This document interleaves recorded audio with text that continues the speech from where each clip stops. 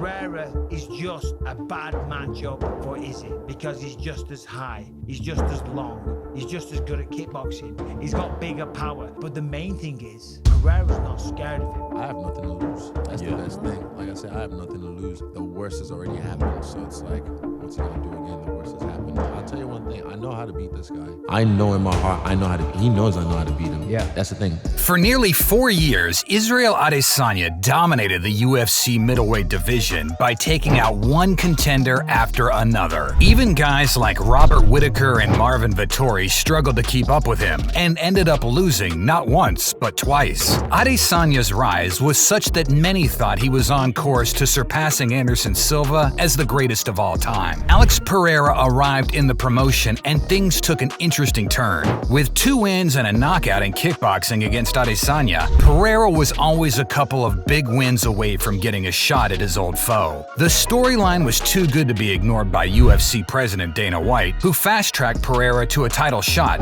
and Pereira did what he said he'd do, and that was putting Adesanya to sleep.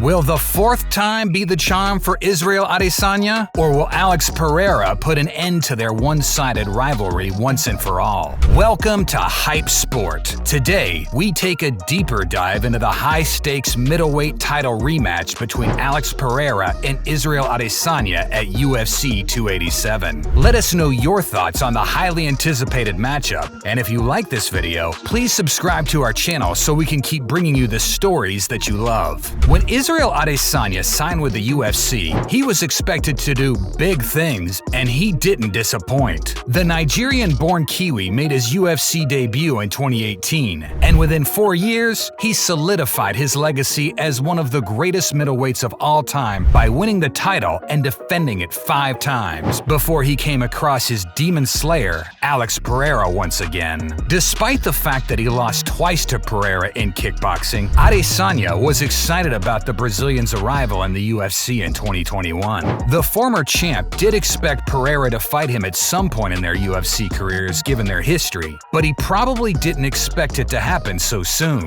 With just 3 UFC wins under his belt, Pereira managed to secure a title shot thanks to the heated rivalry between the two. Adesanya put his middleweight title on the line against Pereira at UFC 281. The fight was much like their boxing showdowns, where the last stylebender was in the driving seat until he wasn't. Pereira struggled to touch Adesanya's face for the majority of the fight, but he was patiently setting him up for a knockout with leg kicks, which Adesanya later admitted were devastating and limited his quick in-and-out movement, something he relies on heavily to win fights. Adesanya was visibly flat-footed by the end of the 4th round, and Pereira saw it as a major opening. The Brazilian power hitter chased Adesanya down like a ghost, standing in his face, pushing him against the cage and putting it on him. 2 minutes into the 5th round, Pereira managed to connect with a big left hook, badly rocked Adesanya. Pereira landed a few more shots and it was all over. The Brazilian was crowned the new king of the middleweight jungle. In kickboxing and mixed martial arts combined, Pereira has beaten Adesanya 3 times, with 2 victories by way of knockout. And as much as Adesanya tries to hide it, his losses have had some effect on him. For instance, he went to therapy to deal with mental health issues immediately after getting stopped by Pereira. The fight game is ruthless, especially when you are at the top of the food chain. And as beautiful as that gold-studded UFC belt is, it does take its toll on the mental well-being of those who have wrapped it around their waists. Adesanya seems to enjoy pressure and bright lights, however, which is why he wanted to get back inside the cage as soon as possible, and he'll get his wish in a few days at UFC 287.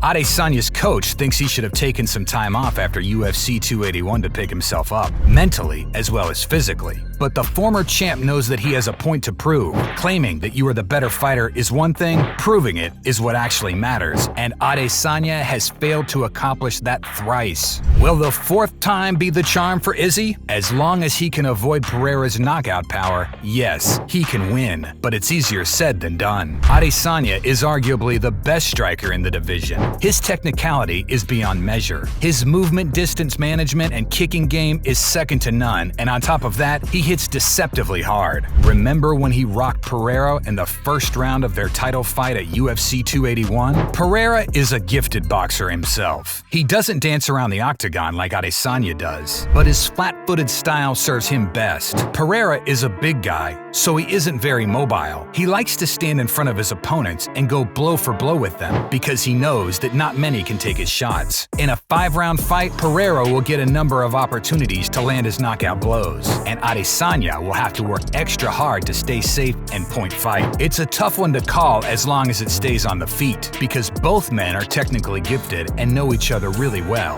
But Pereira will still have the edge since his confidence is sky high after 3 consecutive wins. Adesanya, on the other hand, looks a wee bit out of sorts heading into the fight. He doesn't have the same swagger this time around, which hopefully means that he isn't messing around and is focusing on the task at hand. Whether we'll see another Pereira knockout or an Adesanya masterclass on the feet remains to be seen. Another major talking point heading into UFC 287 is Adesanya's supposed wrestling and grappling edge over Pereira. The former champ is not hiding his intentions. He will do whatever it takes to win, and even if he has to dive for the legs and hold on to them for dear life, he will. After all, it's mixed martial arts and not kickboxing. It's true that Adesanya's wrestling at UFC 281 caused some problems for Pereira, who was taken down and controlled for a significant portion of the 3rd round, which surprised many MMA enthusiasts. Some even went as far as saying that his grappling sucks, but given how passionate MMA fans are, things can sometimes be blown out of proportion. Adesanya's success in wrestling was down to the Brazilian not expecting it. Pereira was totally caught off guard, which is why he made adjustments and stuffed 3 takedowns in the championship rounds, because by then, he knew Adesanya would go for more. Pereira's takedown defense is better than people give it credit for,